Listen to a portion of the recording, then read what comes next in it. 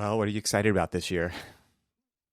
Um, Seems like your project's got a pretty long road ahead. So, it does. And the thing that I'm kind of excited about that I've slowly been enacting over the course of the first week and some odd of the new year is I think my New Year's resolution, if you want to call it resolution, actually we call it goals, mhm, is to improve my communication, organization, and like just the clarity between what the design teams are working on, what the owner is requesting. I mean, I do a reasonably decent job of it, but I sat back and kind of assessed what I felt like was my failures of the year. What were the successes of the year and what were the failures of the year? mm, And especially with this interesting challenge of working from home and things like that. And who knows whether or not we're going to continue to work from home on a greater extent, at least into like middle of this year and even on and beyond. I mean, you and I have talked about, well, this is a game changer where it could basically make you a mobile architect. yeah, But with that, there is so much more pressure on the organization of a project, of communication, sure, sure, yeah, of all of these things. And I wasn't quite sure that I was prepared for that. I mean, I tried my best and did my best, but I think that I wasn't as prepared as I could have been. And I started to just kind of like sit down and look at, okay, well, what can I do differently? I mean, when you have like stacked up emails and things like that, prioritize what you need to.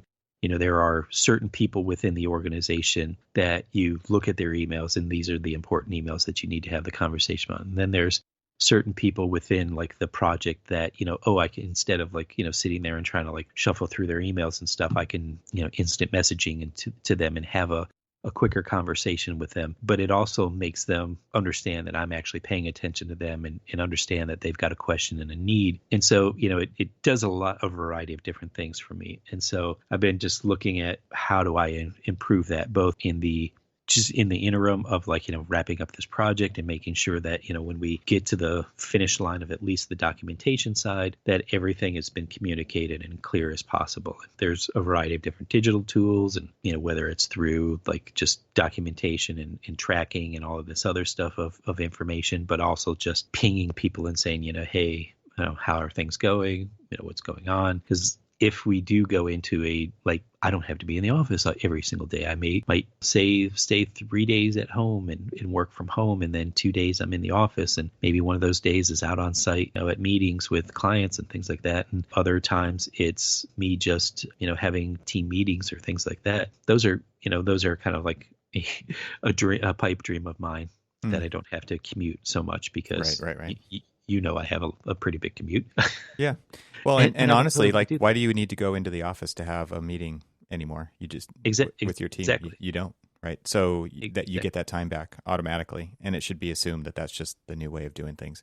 I honestly feel like, this was a good time to kind of reflect on the past year and what was accomplished, and I kind of made a big list of the stuff that we were able to accomplish, and even in the midst of all of the craziness that we went through, we accomplished so much.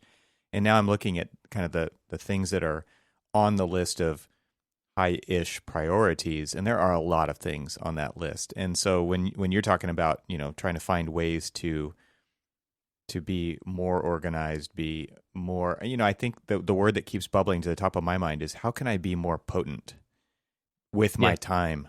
Yeah. Because I don't think the answer is because you may have like a renewed energy right now. I think some people do. A lot of people Hmm. don't, right? But that renewed energy can be used in a positive way, which is just basically attack the problem all the time, right? You can be always on. Right. You can be Right. always available. And I don't think that's the answer. I think the answer No. is developing a framework that has some pretty strict boundaries so that you can be the most potent you can be during the times when you've laid out that those things are what you're going to do. Because otherwise you know what that's like, right? It just Right. drains you over time Oh to yeah. be always on and to be always available. And no thing is too small, and everything can be added on at a moment's notice because it's all important and urgent, right, for somebody else. So Right. Right. um I think really like coming up with some good ground rules for yourself, and then like always reinforcing those. Here's when I'm on. Here's when I can do this kind of task. Like that's one thing that task manager apps are actually pretty good at, is in allowing you beyond like just the basic ones, which are just like to-do lists, right? There's the ones that actually allow you to apply a context to something. And so you can kind of categorize things in the different ways you work. So you could have like an email context, you could have a phone context, you could have an office context, you can have a whatever those things are that you want to make. And then when you're in that mode, you can basically filter the list to only show you the things that need to be done while you're working like that, Right. which is a pretty good way to then be able to focus on. And because then you can get into a flow of I'm working this way for this period of time, and then I'm going to go reward myself with a fresh cup of coffee or whatever that is, right? Because you can say like, okay, for the next 90 minutes, I'm going to just do email, and I do that twice a day. I don't do it all day. I don't do it all hours of the day. I just do it here and there for a solid block of time, and you can crank through stuff. It just takes so much rigor to stay in those lanes for yourself over time, and also get other people to understand why you're doing that and to respect those boundaries, right? Because like Yes. Yeah. your email inbox is somebody else's to-do list for you. I've said this many times, right? And so Yep. how do you get people to not expect you to respond in 5 minutes? How do especially now when you've got email on, like you said, you've got 3 screens on your desk, right? You've got Mm-hmm. email open, you've got Zoom open, you've got Teams open, like you've got whatever all these different communication platforms are that we're using. Maybe you've also got Slack running, and you've got Google Chat, and because everybody uses something different, right? And so it's a constant stream of distraction. So how do you like set up boundaries for yourself so that you can be more potent and not kill yourself by working all the time? Because if we've seen anything, it's that the lines are severely blurred right now between Right. work Exactly. and not work. Yeah. Yeah. One of the things that I did over the break was I edited this video that was recorded from a AIA Palm Beach presentation that I did in November. They provided me with the recording of it, and then I did like a new intro and an ending for it. And one of the things that really stands out during that presentation, because it was called like disruptive technologies in architecture, but it's more like emerging technologies in architecture. You don't really know if anything's going to be disruptive. I think a lot of people like that word because it's dramatic. And I didn't title it. It was titled for me. But it's one of those things where you always have to bring it back to exactly what I was just talking about, which is architects hate 2 things: the way things are and change. Right. And that is probably the most important concept and slide that I have in that whole presentation, which is it is really difficult to get everybody going in the same direction or respecting the boundaries that you've set up, because they want to do it their way and they're used to working a certain way, and that is in their mind the most efficient way for them. And so you must bend to their way of doing things. And I think that whole like culture mindset shift, or whatever you want to call it, is actually the hard part about any of this stuff. And I run up against that all the time, trying to introduce better ways of working smarter. It's like, yeah, but I already know how to do this thing and I'm fast at it. Right. Right. It's like, yeah, but it doesn't serve this greater purpose later that isn't the immediate gratification of the way that you're doing it right now. We have to step back and we have to get out of our zone, and we have to think bigger about like the fundamental changes that have been made within our profession. I can relating that back to what you're talking about. We're talking about work from home as a fundamental shift in the way that we work in this profession, right? Right. How do Right. we assign lanes to that? What is a bigger picture way to work? How should we collaborate while working over the wires, and in isolated conditions? How do we engage with clients? How do we communicate our ideas in better ways than this 15-inch screen sitting in front of me, right? Where I'm going to share my screen now, and then you fumble for 2 minutes while you're trying to get it to work. Can everybody see my screen now? Like, how Yeah. much Exactly. discontinuity in the presentation does that create? Like, we're kind of accepting this stuff, I think, just as the Band-Aid that it seemed to be. And now it's like, wow, this really isn't a Band-Aid. This is like a prosthetic, right? This is a Yeah. prosthesis. It's here to stay. Like this thing has been bolted on. It's now fundamentally different way that we work, and it's not going to change because even when regulations change, not everybody's going to be able to immediately work with those new regulations, right? Right. Right.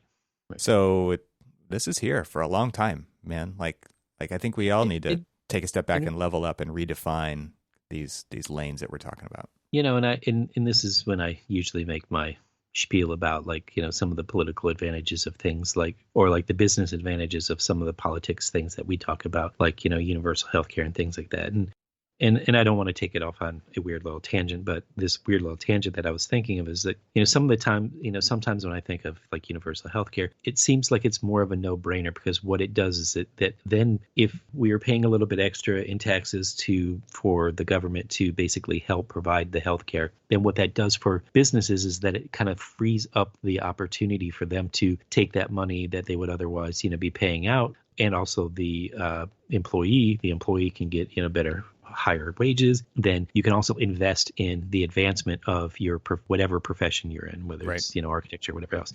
And so I look at this, so I say that in kind of the same vein as like this work from home. There are advantages to larger firms basically being able to reduce their overall overhead. So then at one, you can invest in better equipment, things that can help you be more productive, raising wages so that you actually are getting like pull from the higher talent pool and things like that. And so there's these different opportunities that people, they draw a line in the sand and say that's too much change, I don't want to deal with that change, but then they don't look at the advantages of what that change can provide. Yeah. Is to improve my company, to streamline it. So now I'm not, carrying the overhead of this big massive lease of this big massive office. Maybe I'm going to downsize and I'm going to have, I don't know, I've got 120 people in my office, but only 20 people, 30 people need to be there. So I've got little hoteling stations as well as a handful of meeting rooms. So maybe, Evan, you and I don't really need to physically be in the office for clicking away at the computer, but we do need to have a place to, come in and sit down and have a meeting with, our clients and things like that. Mm-hmm. And so, we don't need a 50,000 square foot office. We just need a couple of conference rooms where people can meet up and all this other things. And it makes more sense to Purpose built. be able to, exactly. Yeah. Thank you. Yeah. That's the word I was looking for that I couldn't find. Mm. But I mean, those are the things that, we think that, so we can talk about disruption or whatever, it's the status quo can be changed where it actually improves the viability of our business so that when we do come into situations like this where there is an economic slowdown, it's like, oh, well, I'm not paying for this 500,000 square foot office. Now I'm only paying for 50,000. Right. And we can last a little bit longer. Yep, for sure. I think it's like, I don't know the right analogy, but I keep thinking of it like, it's like you're in a boat cruising across the water and you're like, why are we only going 13 knots? Right. And it's like, well, it's because there's this giant squid that's attached to the bottom of the boat causing all this drag that we didn't realize was there. And that's to me like this cruft that's just building up over time. And it builds up so slowly and kind of increases over time. It gets bigger and bigger and you don't really realize that stuff is there. And then you also don't really realize how much it's holding you back because of that unwillingness to change and adopt these kind of newer, better ways of working, or just like kind of having that understanding that this is going to be how things are, and we should adapt to this rather than fight against it. Right. How do we remove that cruft from the bottom of the boat and decrease our drag so that we can go faster, or so that we can be more agile, so that we can turn the boat faster? Like maybe this is a better analogy than I thought, but it just seems to me like there has to be people in the organization, no matter how big or small that is, that take that step back and look at it like that, and then have the influence to make those changes. And so I think I'm pretty bullish on this year. I think there's going to be some big opportunities for firms, but I think overall for the profession to make some decent changes that really help everybody move forward together. So I'm excited that these opportunities, they're there. People just have to Yeah. want to take them on. But I feel like there seems to be, it's like there's that meme that went around early on during COVID stuff, and it was like, what forced your firm to move forward with technology, right? And it was like A, B, or C. A was the CEO, B was the CTO, right, Chief Technology Officer, and C Right. was COVID-19. And COVID-19 was circled, right? It was like this event forced everybody to adopt a different way of working faster than anybody thought was possible, right? And so now that it's been here for, what are we at? Month 9, right? Month 10. Yeah. Okay, hey guys, it's not going anywhere. Let's adapt, let's adjust, and let's move forward with a new mindset. That would be fantastic. Mm-hmm. It would. Ba-dum-bum.